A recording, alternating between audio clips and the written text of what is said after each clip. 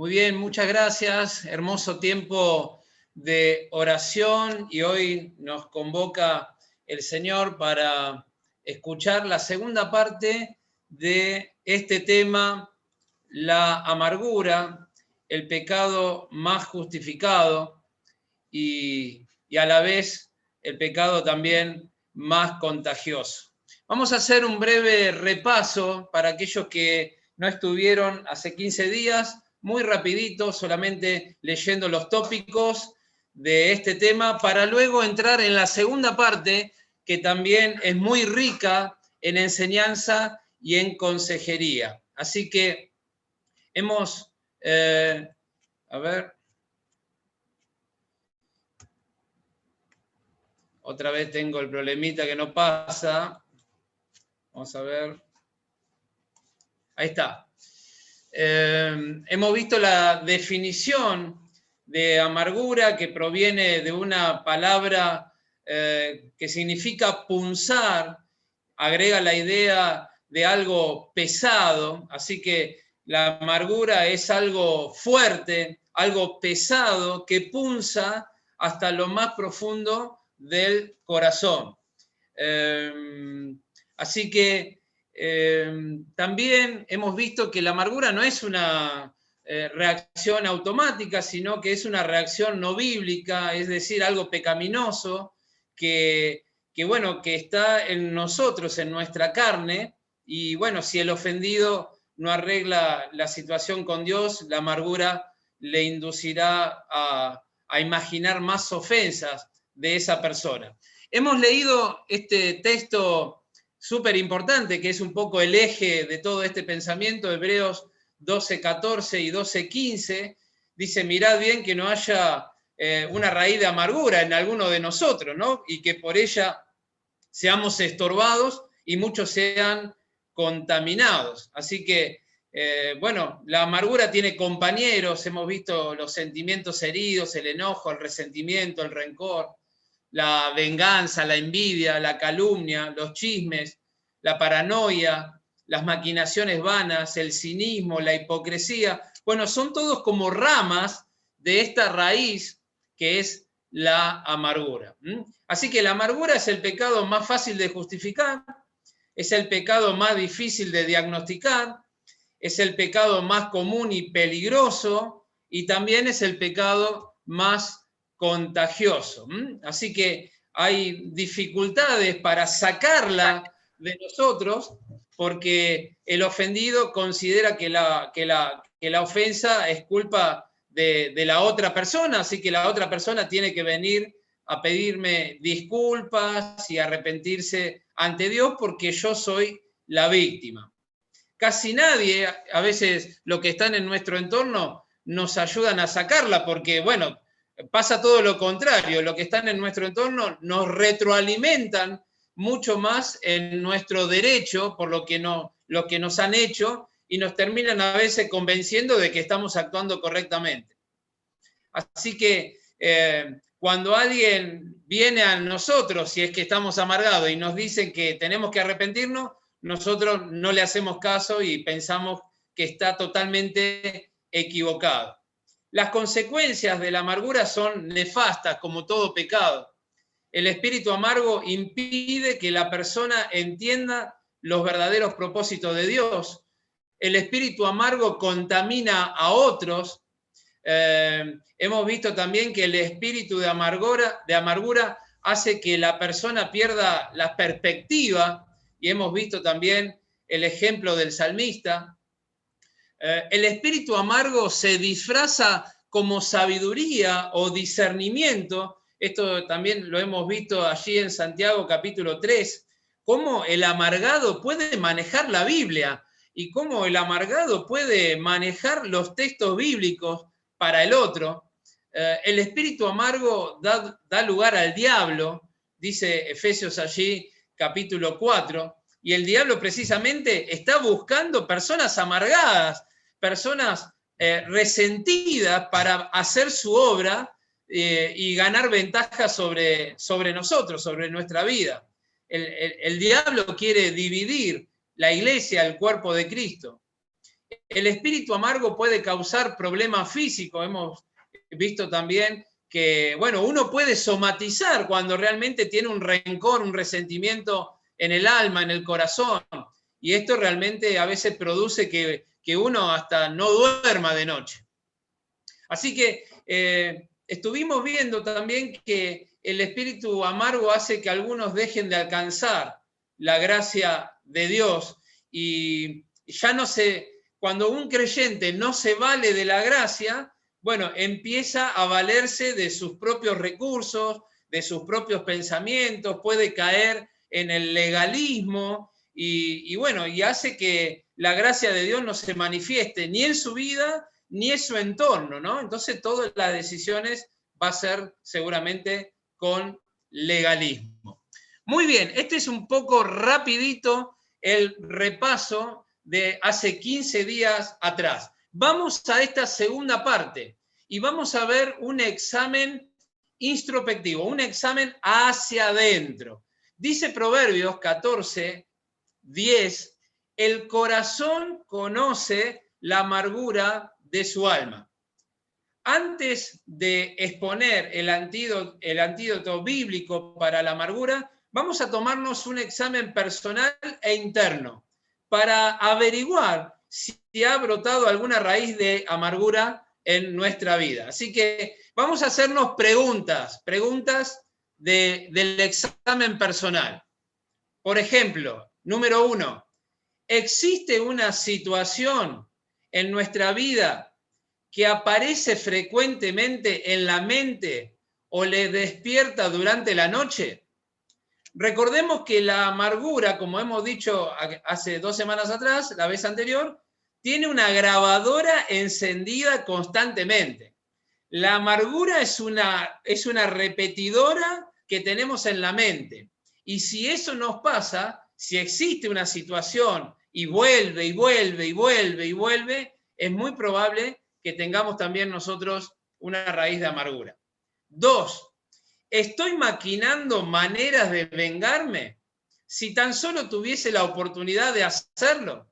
A veces esto de vengarse es una causal de no poder dormir. A veces nos pasan cosas, no sé, el otro día nosotros con Juan Alarcón estábamos hablando de las estafas que sufrimos nosotros. Yo sufrí una estafa hace algunos meses atrás y él me contaba de una estafa que sufrió hace una semana aproximadamente, y te agarra una impotencia, te agarra una cosa de vengarte, ¿no? Te despierta los más bajos instintos que tenemos en la carne. Y si eso lo dejamos arraigarse en el corazón, es muy probable que haya en nosotros también una amargura, ¿no? 3, recuerdo hasta los más ínfimos detalles de un evento que sucedió hace tiempo. Tengo memoria hasta los más mínimos detalles de algo que pasó hace mucho tiempo.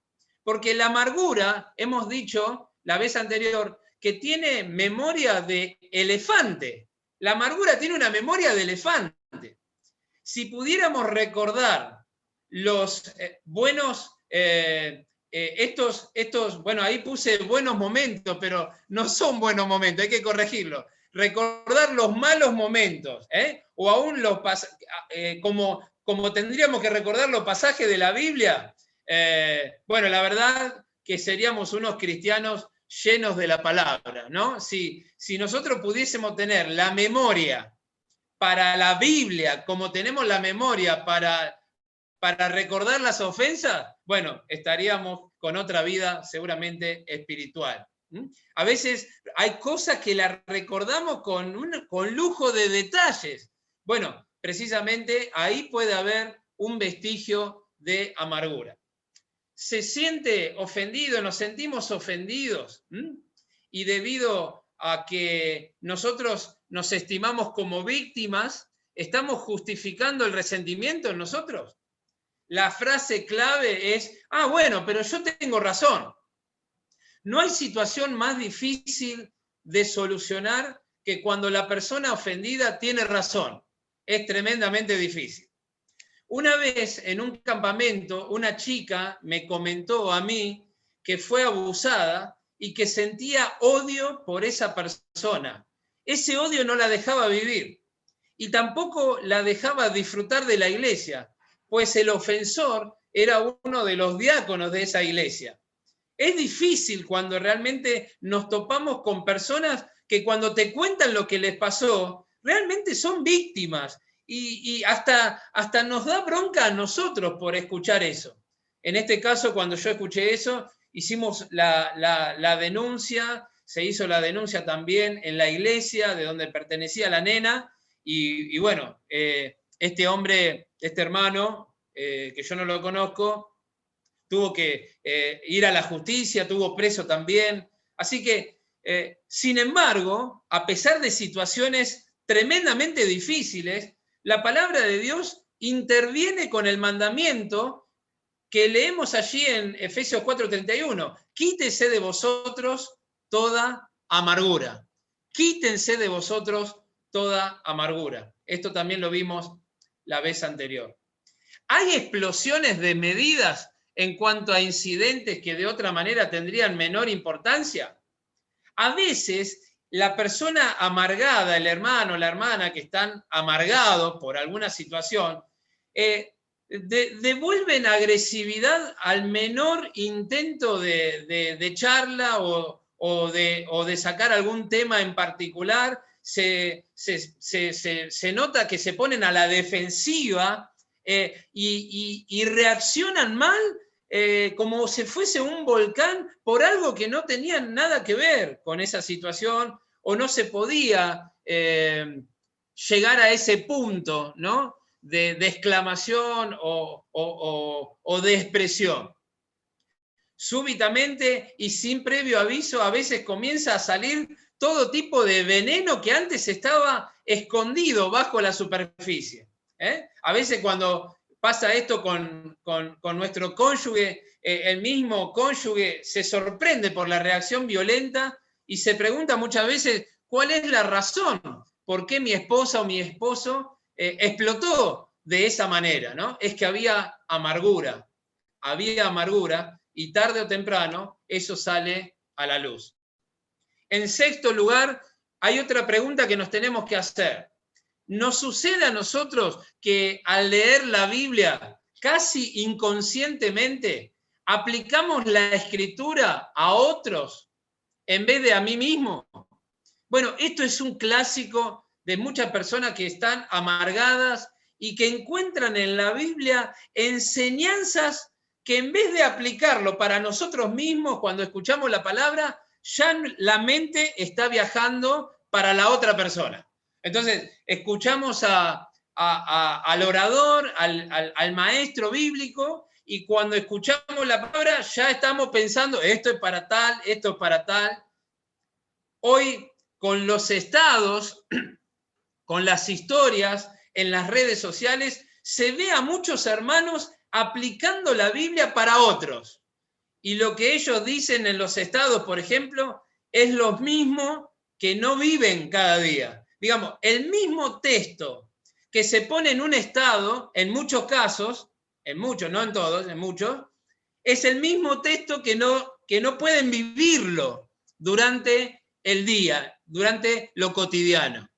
Y esto muchas veces tiene que ver también con algo de estas ramas, de estas ramificaciones de la amargura, de rencores, de contienda, de envidia, de disensiones, que nacen todas ellas del corazón.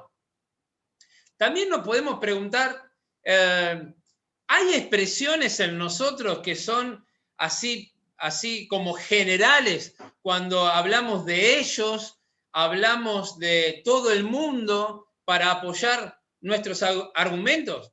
Bueno, la amargura tiene íntimos amigos como el chisme, la murmuración, la crítica destructiva, el resentimiento, etc. Todos estos pecados son causales de diferentes disciplinas en una iglesia.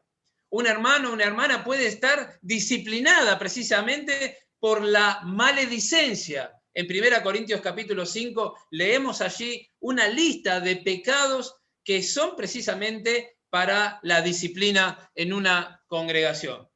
El amargado, cuando habla en términos generales y habla de todo el mundo lo sabe, todo el mundo se da cuenta. Ellos, ellas, siempre, nunca, son expresiones totalitarias que nos hablan de alguien que realmente tiene un problema en su corazón. Cuando se refiere a la iglesia local, tenemos que preguntarnos, ¿cómo hablamos? ¿Hablamos en tercera persona o hablamos en primera persona? ¿Hablamos de ellos o hablamos de nosotros, incluyéndonos nosotros?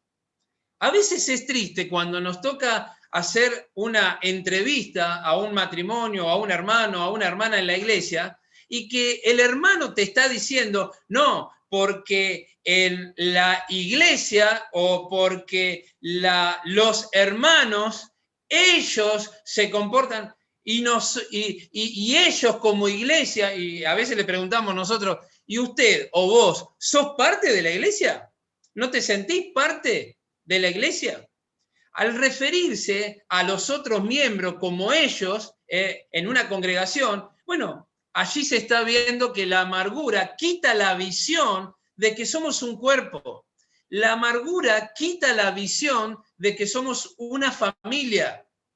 La amargura nos hace vivir como islas, donde no nos importa el resto de los hermanos, salvo cuando tenemos que liderar algo que nos compete a nosotros. Allí la amargura se disfraza de religiosidad y trata de convivir con apariencia de piedad con los demás. Pero hay un distanciamiento en el corazón. De manera que tarde o temprano eso también va a salir a la luz. Bueno, con estas preguntas nosotros podemos hacer un examen personal e íntimo para ver si en nosotros hay algún tipo de raíz, algún tipo de rencor o algún tipo de resentimiento que puede desembocar en una amargura. Bueno, hay maneras no bíblicas de tratar con la amargura. Bueno, en el mundo se trata muchas veces de esta manera. Las personas que no tienen a Dios tratan la amargura, por ejemplo, con la venganza. La manera no bíblica más común es tomar venganza. Un escritor de novelas policiales comentó alguna vez que solo existen 3 motivos para asesinar a una persona. Solo 3 motivos.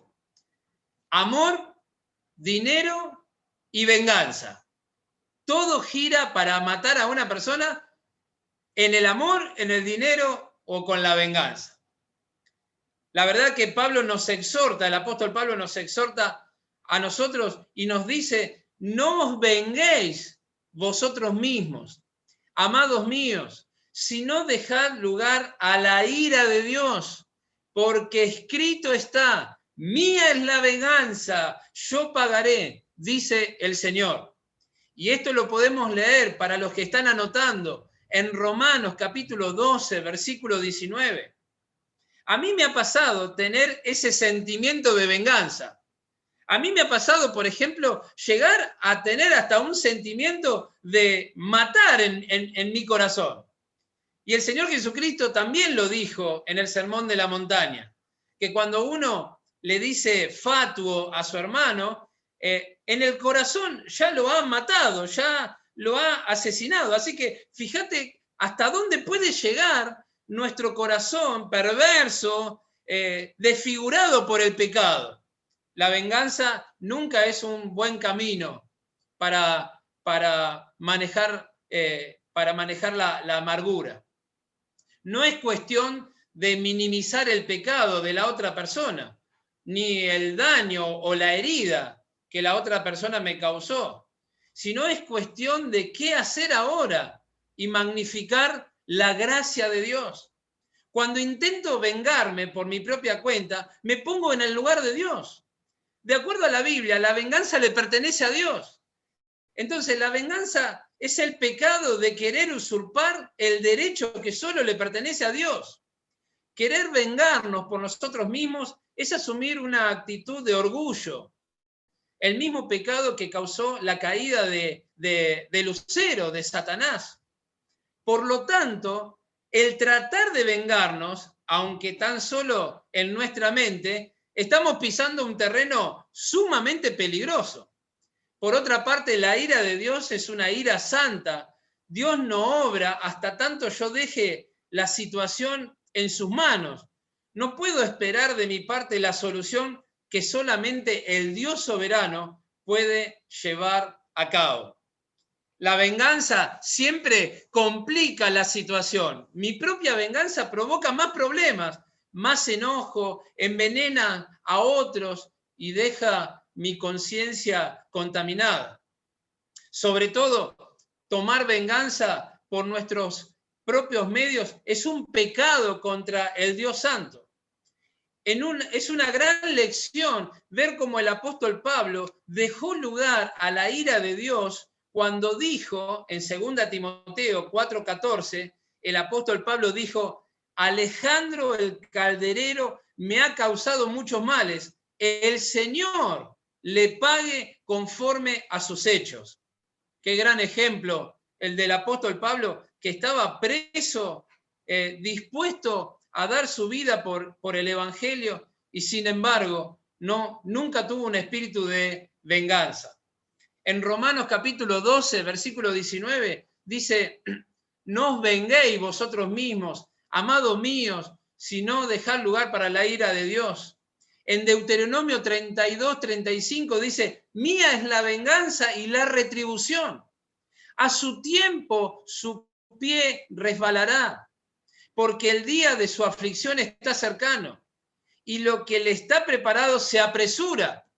En Hebreos 10:30 dice: pues conocemos al que dijo: mía es la venganza, yo daré el pago, dice el Señor. Y otra vez, el Señor juzgará a su pueblo. Horrenda cosa es caer en manos del Dios vivo.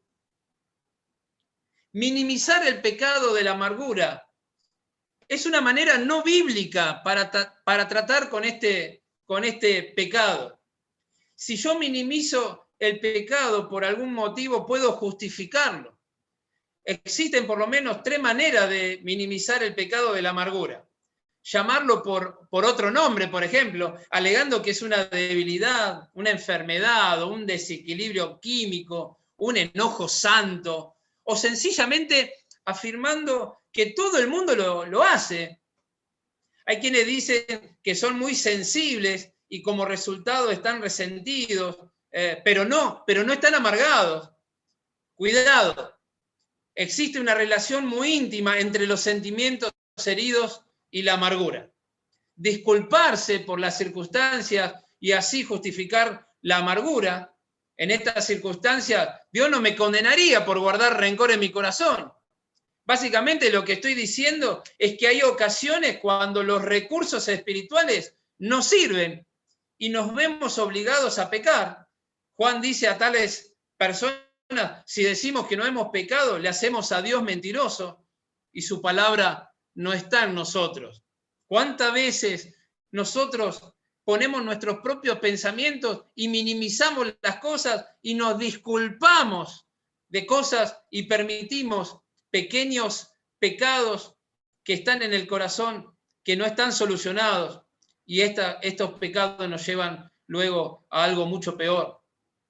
Culpar al otro, esta sin duda es la manera más frecuente de eludir la responsabilidad bíblica, de admitir que la amargura es un pecado. Entonces, yo soy la víctima, la culpa lo tiene el otro. Cuando de amargura se trata, el ser humano generalmente culpa a la persona que le ofendió. En casos extremos, algunos se resienten contra Dios. Yo he conocido personas que culpan a Dios por las cosas que le están pasando o las cosas que le pasaron. No sé por qué Dios me hizo esto, no sé por qué Dios lo permitió. ¿Dónde estaba Dios cuando me sucedió esto? ¿Dónde estaba Dios que no me socorrió? Y eso genera también un sentimiento de amargura por la pérdida de a veces de seres queridos, de trabajos, de cosas que pueden pasarnos. El desahogarse, esto es una palabra muy popular la idea de desahogarse, que si nosotros nos quitamos las cosas, no sé, practicando un deporte, pegándole a la pared, practicando boxeo, bueno, la herida va a sanar. Ahora bien, es cierto que quizás desahogarse tal vez ayuda a que la persona pueda sobrellevar el peso que lleva encima. Sin embargo, es factible que termine esparciendo la amargura, como resultado contamina a muchos. También le lleva a minimizar el pecado, porque la persona en quien se descarga contesta también, tú tienes derecho, vos tenés derecho. No considera que la amargura es un pecado contra Dios. Desahogarse no es la manera de solucionar la amargura. Una disculpa de parte del ofensor. Muchos piensan que el asunto se termina cuando el ofensor pide disculpas, pide perdón a la persona ofendida. De acuerdo a la Biblia, efectivamente, esto forma parte de la solución porque trae reconciliación entre dos personas cuando esto es algo sincero, ¿no? Cuando esto es algo del corazón y cuando esto lo mueve el Espíritu Santo en la persona que ofendió. Hay hermanos, hermanas que ofenden y no piden perdón inclusive. O cuando piden perdón es un perdón totalmente ficticio. Sin embargo, falta reconocer que la amargura es un pecado contra Dios. A veces el ofensor pide perdón y la persona ofendida dice perdonar, pero tampoco perdona en el corazón. Solo la sangre de Cristo, no una disculpa, solo la sangre de Cristo nos limpia de todo pecado. 1 Juan 1:7. La solución radica tanto en la relación horizontal con otro ser humano como la vertical con Dios. Y allí nosotros tenemos que permitir que el Espíritu Santo y su palabra trabajen en nuestra vida. Bueno, una vez escuché en una conferencia hace muchos años, no solo yo, lo escuchamos todos, que fue algo tremendo. Luego tomaron al hermano y, bueno, le explicaron que esto no era bíblico. El hecho de perdonar a Dios. En el mundo también se maneja este concepto de perdonar a Dios. Cuando una persona no está conforme con su apariencia física o con un suceso que dejó cicatrices emocionales, que dejó cicatrices físicas en su vida, por ejemplo, el abuso sexual en la niñez deja cicatrices para toda la vida muchas veces. Bueno, hay hasta psicólogos que aconsejan que tenemos que permitir a Dios. En Ruth, capítulo 1, versículo 13, Noemí estaba amargada contra Dios y hasta explicó a sus nueras que tenía derecho de estar amargada más que ellas, porque se había muerto su esposo y sus 2 hijos. Es la clase de situación donde hoy se aconsejaría a perdonar a Dios por haberlo permitido. Bueno, estoy convencido de que hablar de perdonar a Dios es una blasfemia. Dios es bueno. En el Salmo 103 lo podemos leer. Dios es amor. 1 Juan capítulo 4, versículo 8. Dios está lleno de bondad. Dios es esperanza. Dios es santo. Dios es perfecto. Dios nunca se equivoca. Jamás tendremos la necesidad de perdonar a Dios. Es una locura pensar de perdonar a Dios. Este concepto de perdonar a Dios es uno de los intentos del ser humano de crear a un Dios a la imagen del hombre. Un Dios con minúscula tendría que haber puesto allí. Demuestra una total ignorancia e incomprensión de que Dios en su amor tiene múltiples propósitos y lleva a cabo tales propósitos por medio de las experiencias que atravesamos. A veces no entendemos lo que estamos viviendo. A veces no nos da la cabeza para poder pensar lo que Dios está pensando. Y dice la Biblia que los pensamientos de Dios son más altos que nuestros pensamientos. Los caminos de Dios son más altos que nuestros caminos. Si pudiéramos aprender la realidad de lo que dice la Biblia. Bástate mi gracia, porque mi poder se perfecciona en la debilidad. Este es un texto que estuvimos compartiendo con Roxana, con Roxy, en las vacaciones allí en Tandil. Estábamos justamente hablando de este versículo. La solución divina para la amargura. Si hasta el momento nosotros o usted no ha tenido que luchar contra la amargura, bueno, tarde o temprano nos va a acontecer algo y lo vamos a tener que enfrentar cara a cara, con la tentación de guardar rencor, de vengarnos, de pasar chismes, de formar alianzas, de justificar actitudes porque tengo razón. Como cristianos debemos estar preparados espiritualmente. ¿Cómo hacerlo? En primer lugar, tengo que ver a la amargura como un pecado contra Dios. Si yo estimara la amargura solamente como algo personal, contra la persona que me engañó, que me lastimó, que me perjudicó con chisme o lo que fuere, sería fácil justificar mi rencor, alegando que yo tengo razón porque el otro me hizo el daño. Como ya hemos mencionado, es posible que no haya nada tan difícil de solucionar que la situación de la persona amargada que encima tiene razón para estarlo. Pero yo tengo que ver la amargura como un pecado contra Dios. Y tengo que hacerle caso a Dios. Tengo que quitar esa amargura de mi vida. Esto es una decisión en la vida, como todas las cosas en la vida. Hay muchas cosas que tenemos que tomar decisiones.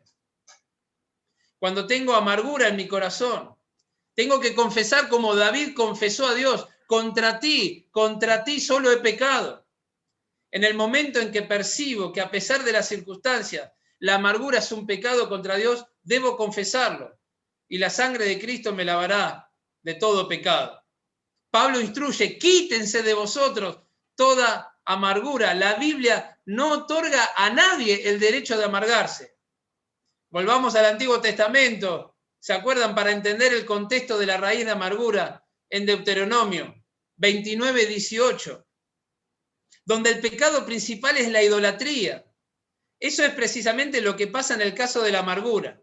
En vez de postrarnos ante el Dios de la Biblia buscando una solución divina, uno se postra ante sus propios recursos, ante sus propios pensamientos, ante su propia mirada de la situación, ante su propia venganza. El ídolo es el propio yo. Yo soy mi propio ídolo. Y esto realmente desplaza del primer lugar en mi vida al Señor y trae su consecuencia. Perdonar al ofensor.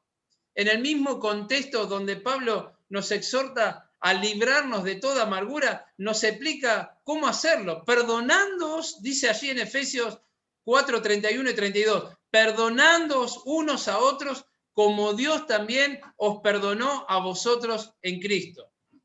Veamos un poquito, para ir terminando, veamos un poquito las características del perdón bíblico. El perdón bíblico trae beneficios porque quita el resentimiento. Uno de los muchos beneficios de no guardar rencor en el corazón es poder tomar decisiones con cordura. Y una de las decisiones más sabias, más prudentes, con mucha más cordura, es precisamente perdonar. El perdón, queridos hermanos, el perdón no es tolerar a la persona ni al pecado. No es que yo perdono y ya puedo abrazar y está todo bien, está todo bien. No es fingir que la maldad no existe, ni es intentar pasarla por alto. Tolerar el pecado es consentir con el pecado. Y lejos está el consentir, el aguantar, lejos está de ser el perdón bíblico. Permitir es pasivo, mientras que perdonar es activo. Cuando la Biblia habla de perdón, en el griego original, hallamos que esta palabra literalmente significa mandarlo afuera. Hay otra acepción del perdón que significa condonar la deuda, pagar la deuda. Activamente yo estoy enviando el rencor afuera.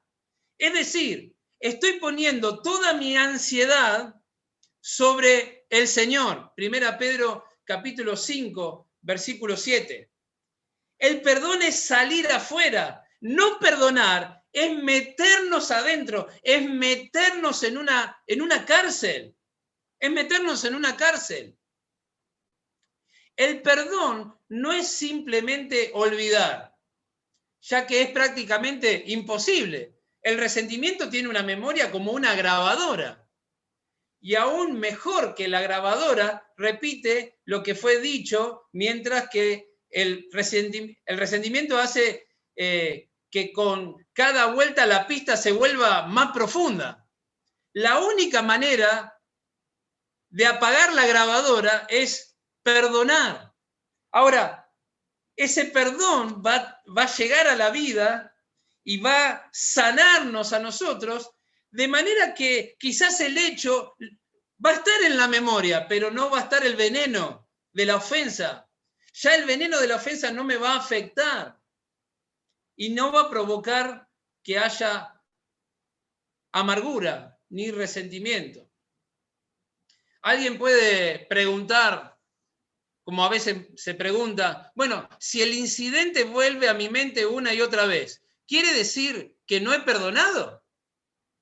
Hay hermanos, hay hermanas que dicen haber perdonado y pasan los años, 10, 20, 25, 30, 35 años, y está ahí, está la ofensa, los detalles, y te das cuenta que solamente pasó el tiempo, y con el tiempo también creció la raíz de amargura, porque no perdonó.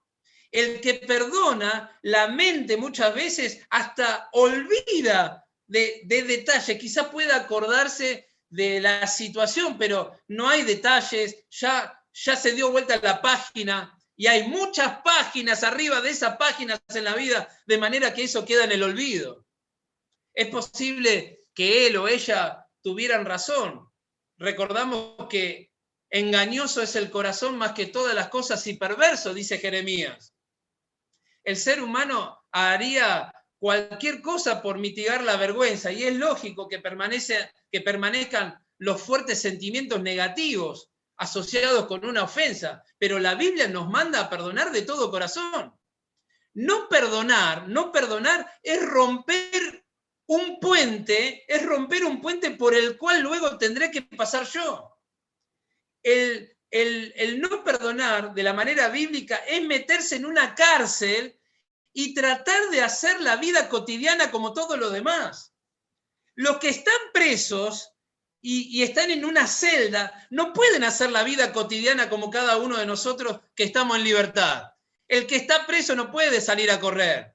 El que está preso no puede andar en bicicleta. El que está preso no puede jugar un partidito de fútbol. No puede salir a la pileta. Está preso. De la misma manera, el que no perdona está preso y no puede vivir la vida cristiana, no puede servir al Señor en esa condición. Hay quienes desean que recordemos incidentes dolorosos del pasado. Satanás es uno de ellos, que trabaja día y noche para dividir a los hermanos. La vieja naturaleza, nuestra carne, siempre está sacando a relucir nuestro pasado.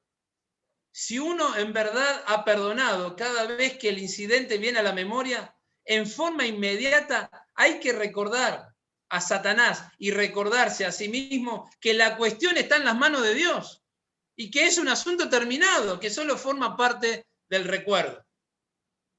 Finalmente, existe otra persona, otro grupo que no quiere que nosotros olvidemos el incidente, aquellos que fueron contagiados por nuestra amargura, aquellos a quienes nosotros mismos infectamos, contaminamos y como resultado tomaron sobre sí la ofensa. ¿Cuántas veces por por contagiar a otros, el contagiado tiene más amargura que nosotros, ¿no? Por lo general, para ellos es más difícil perdonar porque recibieron la ofensa indirectamente. Por lo tanto, a veces no tenemos que sorprendernos cuando ellos mismos, los contagiados, después vienen a nosotros y se enojan con nosotros cuando nosotros decidimos cambiar, cuando decidimos perdonar. Viene el contagiado y te dice, pero vos ahora vas a perdonar, mirá lo que te hizo, ¿cómo lo vas a perdonar? ¿Cómo vas a seguir con él? ¿Cómo vas a seguir con ella? Y terminan los contagiados mucho más amargados que el amargado original. Esto es tremendo. El perdón no absuelve al ofensor de la pena correspondiente a su pecado. El castigo está en las manos de Dios, la disciplina está en la mano de Dios. O quizás también el castigo está en la ley humana. El salmista nos asegura, el Señor hace justicia y juicio a favor de todos los oprimidos. Esto está en el Salmo 103, versículo 6. A veces pensamos que con el perdón está todo solucionado. La palabra nos enseña acerca de los frutos del arrepentimiento y del resarcimiento del agravio.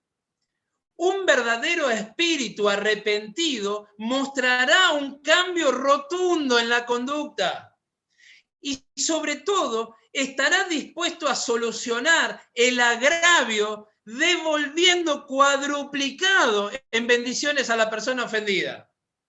Si una persona calumnió a otra y si una persona, un hermano, hermana, cayó en el pecado de la calumnia, de la injuria y lo desparramó por diferentes lugares, bueno, si realmente está arrepentido o arrepentida, va a solucionar y va a resarcir el agravio.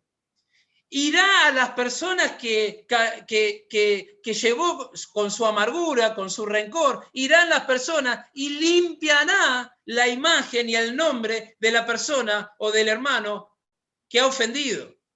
De la misma manera, aquellos que caen en pecados que son públicos, de la misma manera tratará de solucionar, no solamente con el pedido de perdón, sino que la vida, la conducta, se tendrá que ver un cambio rotundo, no solo de palabra, sino de hechos, de hechos.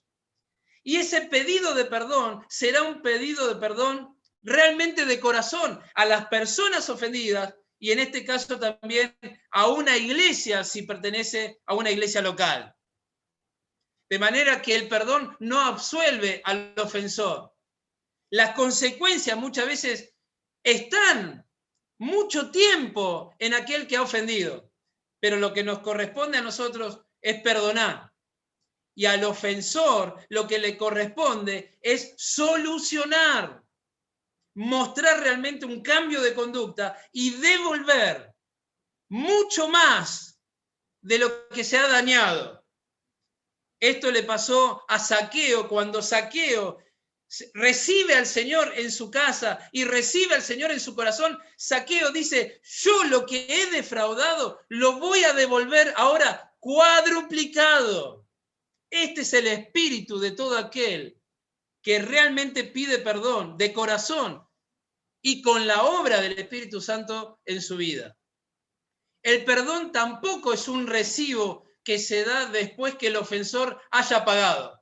Hay hermanos, hay hermanas que dicen, no, yo no le voy a perdonar hasta que no pague todo lo que hizo, hasta que no me demuestre lo que hay en su corazón, hasta que no me demuestre que realmente cambió, yo no lo voy a perdonar.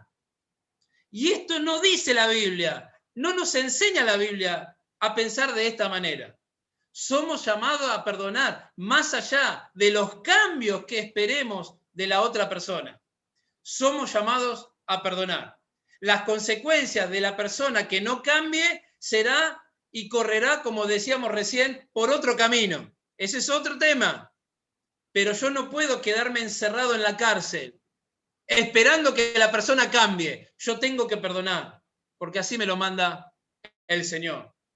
El perdón no necesariamente tiene que ser un hecho conocido al ofensor. En muchos casos, el ofensor ha muerto, pero el rencor continúa con la persona herida. ¿Cuántas personas han ofendido y han pasado a la eternidad sin solucionar esa ofensa? Y las personas, los hermanos, las hermanas que quedaron, se quedaron con ese rencor. Se quedaron con ese rencor. ¿Cuántos otros, aun cuando perdieron un papá, perdieron una mamá, aprendieron a perdonar y ese papá y esa mamá nunca se enteraron? Pero el que perdonó pudo salir de esa cárcel. Tener que perdonar un gran mal mientras el ofensor no lo merezca representa una excelente oportunidad para entender mejor cómo Cristo pudo perdonarnos a nosotros. Romanos 5:8, Efesios 4:32, como leímos recién. Y esto es lo que oramos. A mí me cuesta comprender cómo el Señor me perdona, me perdonó y me va a perdonar. Cómo el Señor me perdonó. El error de mañana ya me lo perdonó, ya me lo perdonó. Y yo no le buscábamos, hacíamos nuestra propia voluntad, vivíamos de espalda, ya habíamos nacido en la condición de pecado. Sin embargo, el Señor nos perdonó. El Señor fue a perdonarnos cuando fue a la cruz del Calvario. El perdón debe ser inmediato. Una vez me pasó jugando al fútbol que me tiré en el pasto y tuve una reacción alérgica tremenda. No sé si me picó algo o había algún veneno en el pasto, pero rápidamente mi rostro se empezó a desfigurar, los brazos, me empecé a inflamar. Llegué a casa y bueno, llamaron un remis, tuvimos que ir al hospital de urgencia porque estaba casi todo desfigurado y tuvieron que medicarme, inyectarme para bajarme toda esa inflamación. De la misma manera debemos perdonar antes que la amargura desfigure nuestro rostro y también desfigure nuestro corazón. El perdón tiene que ser inmediato. El perdón tiene que ser ya. No tenemos que esperar, dejar pasar mucho tiempo. Tenemos que tener un espíritu perdonador, porque esto es el espíritu de Cristo, nuestro amado Señor y Salvador. El perdón debe ser continuo. La Biblia nos dice que tenemos que perdonar continuamente, Mateo 18:22. Perdonar hasta que se convierta en una norma de vida. Y mirá que a veces nos pasan cosas, sufrimos cosas, pasamos por calumnia, pasamos por injuria, pasamos por robo, pasamos por traiciones, pasamos por tantas cosas, que son cosas difíciles. Pero tenemos que tener un espíritu perdonador.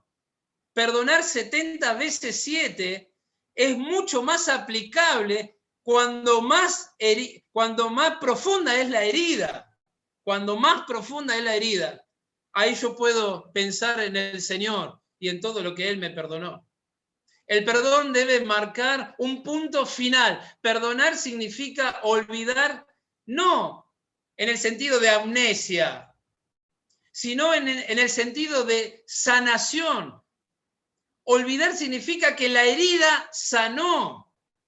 Es probable que la persona recuerde el asunto, que alguien le haga recordar, o que Satanás venga con sus artimañas, con sus mentiras, trayéndolo a la memoria, porque Satanás es un especialista en maquinarnos el oído. Pero una vez que se ha perdonado, sí es posible olvidar. Perdonar es la única manera de arreglar el pasado. No podemos alterar los hechos ni cambiar lo que ya ocurrió. Lo que hemos hecho, ya lo hemos hecho. Si metimos la pata, ya metimos la pata. Ahora lo que soy responsable es cómo quiero vivir de acá en adelante. Soy responsable de cómo voy a solucionar la situación. O me hundo más en mi propio pensamiento o empiezo a practicar lo que dice la palabra de Dios, el perdón bíblico. Una vez que hay perdón, olvidar significa rehusarse a sacar a relucir el incidente ante las partes involucradas. Esto es una decisión, como ir a trabajar, como levantarte. En segundo lugar, es rehusarse a sacar a relucirlo ante cualquier otra persona. Rehusarse a sacar a relucirlo ante uno mismo, maquinándose uno mismo. Rehusarse a usar el incidente en contra de la otra persona. Recordar que el olvido es un acto de la voluntad humana, movida por el Espíritu Santo. Sustituir con otra cosa el recuerdo del pasado, pues de lo contrario no será posible olvidar. La vida cristiana es una vida de reemplazo. El que fumaba no fuma más, el que tomaba no toma más, pero hay que reemplazarlo. El alcohol lo vamos a reemplazar con la Biblia. El cigarrillo lo vamos a reemplazar con la Biblia. La amargura lo vamos a reemplazar con la palabra del Señor, con dejar el Espíritu Santo que obra en nosotros. La vida cristiana es una vida de reemplazo. Pablo nos explica una manera de hacerlo. Así que si tu enemigo tuviere hambre, dale de comer. Si tuviere sed, dale de beber. Pues haciendo esto, ascuas de fuego amontonarás sobre su cabeza. No sea vencido de lo malo, sino vence con el bien el mal. Jesús amplía el concepto, pero yo digo, amad a vuestros enemigos, bendecid a los que os maldicen, haced bien a los que aborrecen y orad por los que os ultrajan y os persiguen. Qué difícil, hermanos, qué difícil cuando nos estafan, qué difícil cuando te mienten, pero es lo que tenemos que hacer. Porque allí estaremos demostrando que tenemos el Espíritu de Dios, el Espíritu de Cristo. El perdón también significa velar por lo demás. Al finalizar su libro y bajo la inspiración del Espíritu Santo, el escritor de Hebreos exhorta a todos los creyentes a que seamos guardianes de nuestros hermanos. El versículo dice bien, mirad bien, es una advertencia. Que no haya raíz de amargura, mirad bien. La palabra es episcopeo, de donde procede el término obispo o sobrevedor. Esto implica que en el momento en que uno detecta que se ha sembrado la semilla de la amargura en el corazón de un hermano en Cristo, la responsabilidad nuestra es ir con espíritu de mansedumbre y hacer todo lo posible para desarraigar antes que germine esa semilla. La amargura es uno de los pecados más comunes. En la conclusión, ya estamos en la conclusión. La amargura es uno de los pecados más comunes, y no solamente en el mundo, sino también entre el pueblo cristiano evangélico. Casi todos hemos sido ofendidos y una y otra vez hemos llegado al punto de la amargura. Muchos no han podido superar una ofensa. No han podido superarlo. Y han dejado crecer una raíz de amargura en su corazón. Y vos te das cuenta que hay amargura porque en una iglesia, en una congregación, el que tiene un espíritu de amargura se empieza a separar de la iglesia. Se empieza a apartar de sus hermanos. No empieza a disfrutar la familia de la fe, no empieza a disfrutar el compañerismo, la comunión, porque hay amargura. Debido a que es difícil, yo diría imposible, vivir amargado y en paz. El amargado tiene un rostro que lo delata en su amargura. Aunque diga que está bien, aunque diga que ore, aunque diga que lee la Biblia, el rostro es el semblante del alma. Y cuando hay amargura en el alma, en el corazón, el rostro no tiene luz, no tiene brillo, no tiene sonrisa.